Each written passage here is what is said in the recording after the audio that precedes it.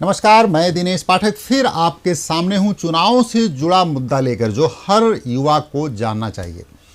साथियों, आप जानते हैं कि देश के 5 राज्यों उत्तर प्रदेश, उत्तराखंड, पंजाब, गोवा और मणिपुर में विधानसभा चुनाव चल रहे हैं। इन दिनों 10 मार्च को नतीजे आएंगे और इन स्टेट्स में नई सरकारें बनेंगी।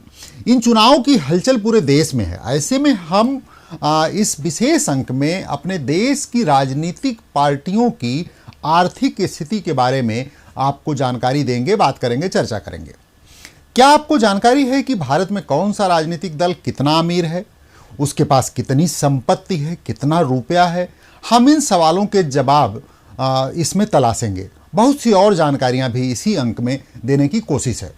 इन जानकारियों के जरिए हम इन दलों का आर्थिक स्टेटस जान पाएंगे। यह जानकारियां सभी प्रतियोगी परीक्षाओं के लिहाज से काफ़ी महत्वपूर्ण है, क्योंकि देश की सभी प्रमुख राजनीतिक पार्टियों की इस आर्थिक संपन्नता के बारे में सवाल पूछे जाते रहे हैं और आगे पूछे जाएंगे। तो आइए हम अपने आज के इस अंक पर चर्चा शुरू करते हैं।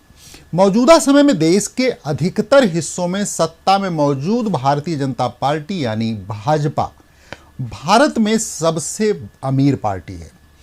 भारतीय जनता पार्टी के पास 4,847.78 करोड़ रुपए की संपत्ति है। यहां एक और जानकारी आपको चौंकाएगी, वह यह कि भाजपा के बाद दूसरी सबसे अमीर पार्टी बहुजन समाज पार्टी है, जिसकी हेड मायावती जी हैं। मायावती जी की बहुजन समाज पार्टी के पास 698.33 करोड़ की संपत्ति है। कभी देश का सबसे बड़ा और प्रमुख दल रही कांग्रेस इस मामले में अब तीसरे नंबर पर है। कांग्रेस के पास 588.16 करोड़ की संपत्ति है। देश में राजनीतिक दलों की आर्थिक स्थिति की जानकारी एसोसिएशन फॉर डेमोक्रेटिक रिफॉर्म्स यानी एडीआर की तरफ से सामने आई है। उन्होंने जारी की है। एसोसिएशन फॉर डेमोक्रेटिक रिफॉर्म्स ने वर्ष 2019-20 में क्षेत्रीय और राष्ट्रीय राजनीतिक दलों की संपत्ति और देनदारियों के विश्लेषण के आधार पर यह रिपोर्ट तैयार की है। इस रिपोर्ट में करीब 7 राष्ट्रीय पार्टियां और 44 क्षेत्रीय दलों को शामिल किया गया है। दरअसल लोकतांत्रिक तरीके से राजनीतिक दलों, नेताओं और चुनावी व्यवस्थाओं पर नजर रखने वाली संस्था एसोसिएशन फॉर डेमोक्रेटिक रिफॉर्म्स की ये रिपोर्ट सभी पार्टियों की संपत्तियों की विस्तृत जानकारी देती है। एडीआर की यह रिपोर्ट बताती है कि वित्तीय वर्ष 2019-20 में 7 राष्ट्रीय दलों ने 6,988 करोड़ रुपए की संपत्ति घोषित की है। 44 क्षेत्रीय दलों ने 2,129 करोड़ रुपए की संपत्ति घोषित की है। यह लिखा पढ़ी में उन्होंने अनाउंस किया अपनी तरफ से। देश के सभी 44 क्षेत्रीय दलों ने अपनी जो संपत्ति घोषित की है उसमें 95% संपत्ति सिर्फ 10 सबसे बड़े क्षेत्रीय दलों के पास है। इस सबसे बड़े इन 10 क्षेत्रीय दलों के पास कुल 2,129.38 करोड़ रुपए की संपत्ति में से 2,028.715 करोड़ की संपत्ति है। इन क्षेत्रीय दलों की आर्थिक स्थिति की बात की जाए तो इनमें मुख्य रूप से उत्तर प्रदेश में सक्रिय समाजवादी पार्टी यानी सपा सबसे अमीर राजनीतिक दल है। अखिलेश यादव इसका नेतृत्व कर रहे हैं। समाजवादी पार्टी ने अपनी कुल संपत्ति 563.47 करोड़ रुपए घोषित की है। इन क्षेत्रीय दलों में इसके बाद तेलंगाना राष्ट्र समिति का नंबर आता है। तेलंगाना राष्ट्र समिति दक्षिण भारतीय राज्य तेलंगाना की क्षेत्रीय राजनीतिक पार्टी है जो इस समय तेलंगाना राज्य में सरकार चला रही है। टीआरएस ने अपनी संपत्ति 301.47 करोड़ रुपए घोषित की है।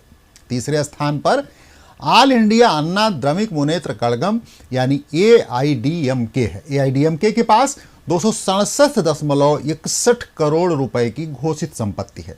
ऑल इंडिया अन्ना द्रविड़ मुनेत्र कड़गम तमिलनाडु और पुडुचेरी का एक प्रमुख राजनीतिक दल है। इसकी स्थापना वर्ष 1972 में पूर्व अभिनेता व राजनीतिज्ञ एमजी रामचंद्रन ने की थी, जब वो द्रमुक से अलग हो गए थे। यहाँ गौर करने वाली बात यह भी है कि ये क्षेत्रीय दलों द्वारा घोषित कुल संपत्ति में फिक्स डिपॉजिट का हिस्सा सबसे ज़्यादा है। वित्तीय वर्ष 2019-20 के अनुसार क्षेत्रीय दलों के पास फिक्स डिपॉजिट करीब 1639.51 करोड़ रुपए था।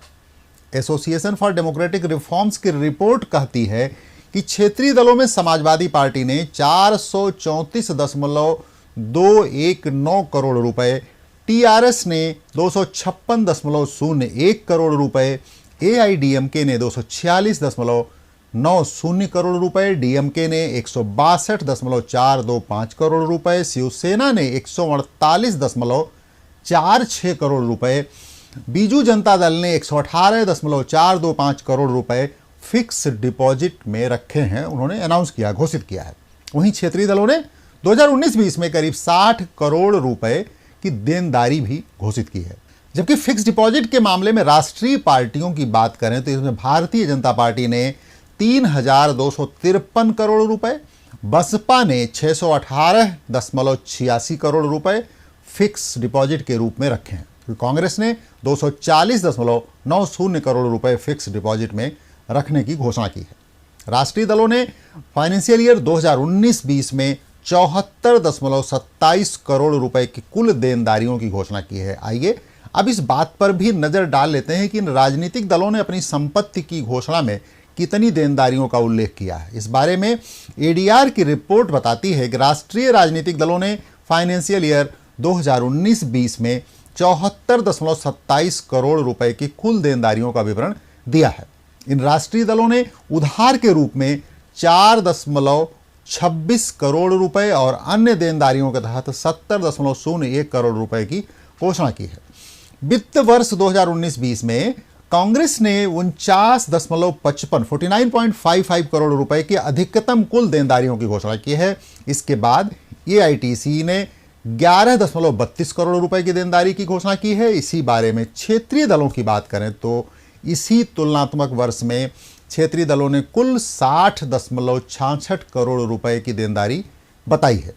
एडीआर की रिपोर्ट के मुताबिक क्षेत्रीय दलों ने वित्त वर्ष 19-20 में उधार के तहत 30.29 करोड़ रुपए और अन्य देनदारियों के तहत 30.37 करोड़ रुपए की घोषणा की है, जिसमें टीडीपी ने 30.342 करोड़ रुपए की अधिकतम कुल देनदारियों की घोषणा की है। इसके बाद डीएमके ने 8.05 करोड़ रुपए की देनदारी की घोषणा की है। इस तरह आपने जाना कि भारत में राजनीतिक दलों की आर्थिक स्थिति क्या है। दरअसल इन राजनीतिक दलों की कमाई का मुख्य जरिया इनको मिलने वाला चंदा है। विभिन्न ट्रस्ट, संगठन, लोग इन राजनीतिक पार्टियों को डोनेशन देते हैं। नियम यह है कि अगर किसी भी राजनीतिक दल को 20,000 रुपए से अधिक राशि की सहायता या डोनेशन मिलती है तो उसके बारे में उन्हें जानकारी देना होगा, अनाउंस करना होगा। लेकिन एडीआर अपनी रिपोर्ट में अक्सर इस बात की चर्चा करते हैं, उनको शिकायत भी होती है, वो इसको लिख के भी रखते हैं कि राजनीतिक दल बड़ी राशि के डोनेशन को भी टुकड़ों में बांटकर 20,000 रुपए से कम कर देते हैं ताकि उसका हिसाब किताब देना न पड़े। उम्मीद है आज का ये अंक आपके लिए उपयोगी साबित होगा। हम लगातार ऐसी ही जानकारियों और विश्लेषणों को लेकर आपके सामने हाजिर होते रहेंगे। फिर मुलाकात होगी किसी नए विषय के साथ।